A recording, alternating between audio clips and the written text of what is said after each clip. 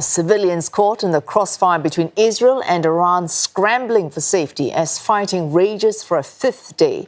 An ominous warning from the U.S. president himself urging residents to flee Tehran, sparking a wave of evacuations, both of locals and foreigners, and anxiety amongst many Asian leaders for the safety of their citizens. Israel and Iran have both closed their airspaces, forcing tens of thousands to leave via land crossings. More than 600 foreign nationals fled Iran to neighboring Azerbaijan via the Astara checkpoint and will head to Baku airport for flights back home. Azerbaijan shut its land borders in 2020 due to the COVID-19 pandemic and had kept them closed ever since, but has temporarily reopened borders to facilitate these evacuations. Amongst those evacuated are citizens of Vietnam, China, the United States, Russia, and Germany. Beijing also getting its citizens out of Israel, advising Chinese to leave via land border crossings towards Jordan. The Foreign Ministry says embassies and consulates are working to assist other citizens looking to leave.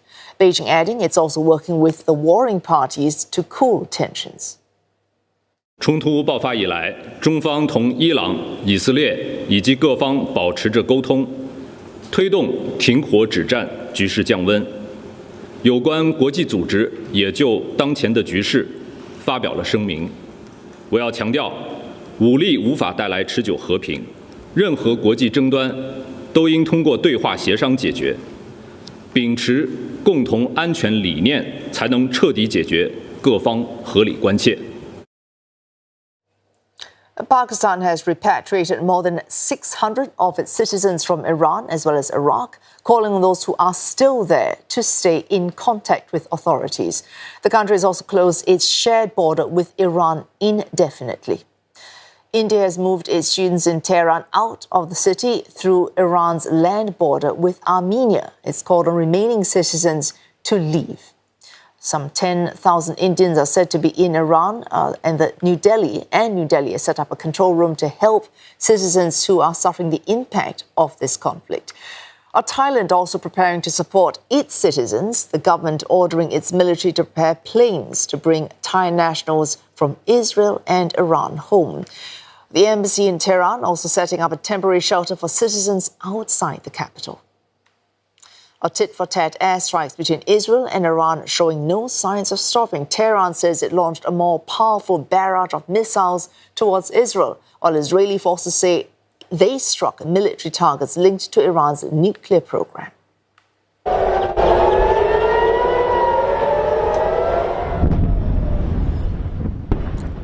Well, the IDF says Iran has so far fired 400 ballistic missiles, as Tehran claims to have destroyed Israeli strategic targets overnight.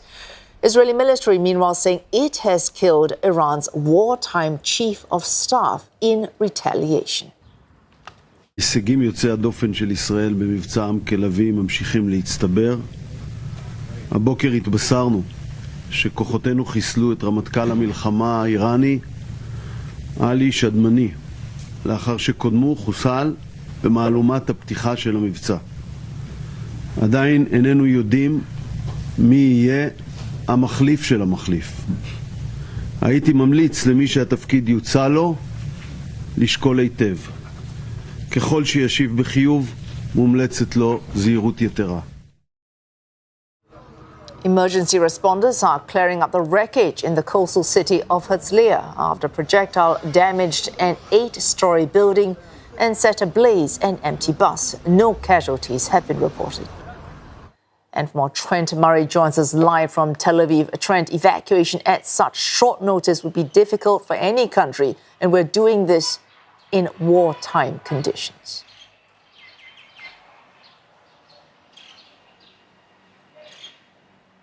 Good evening, Wei Su. That's right. We are hearing from Iran in particular that there is bumper-to-bumper traffic outside of the city's main motorways as Iranians seemingly heed the advice of President Trump and evacuate. That, of course, is also making it challenging for the tens of thousands of foreign nationals trying to leave the Iranian capital and seek safety based on their government's advice. We are hearing that in downtown Tehran, it is emptying out, shops and businesses are closed, and people are heading west to the Caspian Sea region. Now, as we heard in your introduction, there are a number of governments issuing warnings to people to leave Iran, taking advantage of those open lands, border crossings into Azerbaijan, Armenia, as well as Turkey.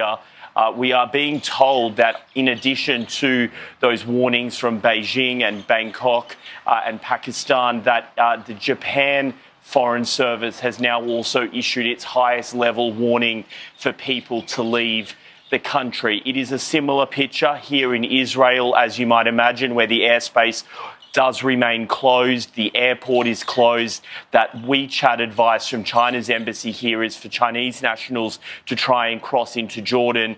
We are also hearing, though, that the Israeli government is working on some contingency plans to use cruise ships and ferries in order to bring foreign nationals out as well as Israelis home.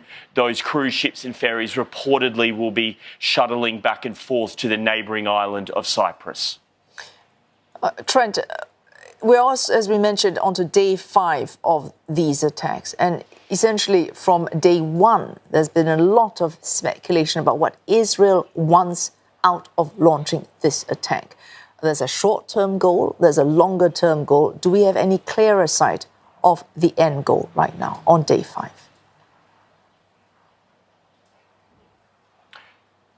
Well, the Israeli government position is firm and strong. They keep repeating it. They are working, they say, to try and avoid Iran being able to build a nuclear weapon. Their method in order to try and achieve that is continuing to bomb and target Iranian nuclear research sites. But in order to prevent their planes being shot down while they do that, they are also targeting military sites, military leadership, and also several parts of Iran's critical infrastructure, including oil refineries and gas fields. We are hearing in the past couple of hours Israel's defense minister saying that a new round of significant attacks against Tehran is coming in the coming hours. He is saying that his military has now cleared a pathway to Tehran, and they will be breaking ground in additional areas across Iran. Way through the rhetoric suggests the Israelis are increasing the tempo of this major military operation. Oh, thanks for that. Trent Murray there reporting live to us from Tel Aviv.